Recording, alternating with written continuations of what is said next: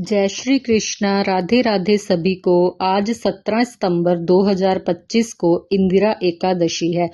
आश्विन मास के कृष्ण पक्ष में आने वाली ये एकादशी मनुष्यों के हर पापों को नष्ट कर देती है और उसके पितरों का नरक लोक से उद्धार कर देती है। कई बार ऐसा होता है कि संपूर्ण वर्ष के दौरान कुछ एकादशियों का पालन नहीं हो पाता या किसी कारण से उसमें त्रुटियां रह जाती हैं, व्रत खंडित हो जाता है। तो ऐसे में चातुर्मास में आने वाली प्रत्येक एकादशी का पालन पूर्ण निष्ठा और नियम पूर्वक करना चाहिए। और उसमें भी आज की एकादशी यानी इंदिरा एकादशी पितृपक्ष के विशेष समय में आ रही है।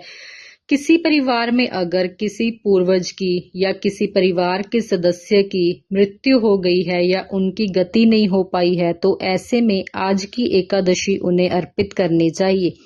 प्रातःकाल से लेकर कल 12 तक के समय में अधिक से अधिक हरे कृष्ण महामंत्र का जप उनके लिए करना चाहिए। उपवास का पालन करना चाहिए।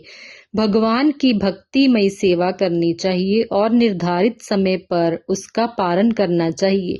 जब पारण करते हैं तो उस समय पर विशेषकर भगवान श्री विष्णु से उस जीवात्मा के उद्धार के लिए प्रार्थना करनी चाहिए और अपनी एकादशी का फल उन्हें अर्पित करना चाहिए।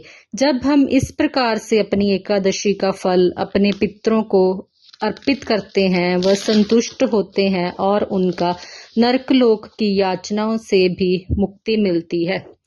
इसलिए इंदिरा एकादशी अत्यंत महत्वपूर्ण है, जो हमें अपने पितरों का ऋण चुकाने का अवसर प्रदान करती है। तो चलिए हम इस कथा का श्रवण करते हैं। पौराणिक कथाओं के अनुसार सतयुग में इंद्रसेन नामक एक राजा थे जो महिष्मती नगरी पर शासन करते थे। उनके पास सभी भौतिक सुख थे। एक दिन नारद मुनि राजा इंद्रसेन की सभा में उनके दिवंगत पिता का संदेश लेकर आए। नारद जी ने राजा को बताया कि हाल ही में उनकी मुलाकात यमलोक में राजा के पिता से हुई थी।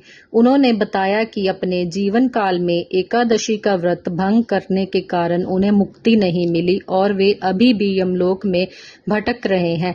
ये सुनकर राजा अत्यंत दुखी हुए और नारद जी से अपने पिता की मुक्ति का उपाय पूछा। नारद जी ने बताया कि यदि वह अनिश्चित माह में आने वाली इंदिरा एकादशी का व्रत रखते हैं तो इससे उनके पिता को सभी पापों से मुक्ति मिलेगी और उन्हें बैकुंठ धाम में स्थान प्राप्त होगा। इसके बाद राजा ने इंदिरा एकादशी का व्रत लेने का संकल्प किया और भगवान विष्णु की विधि पूर्वक पूजा की।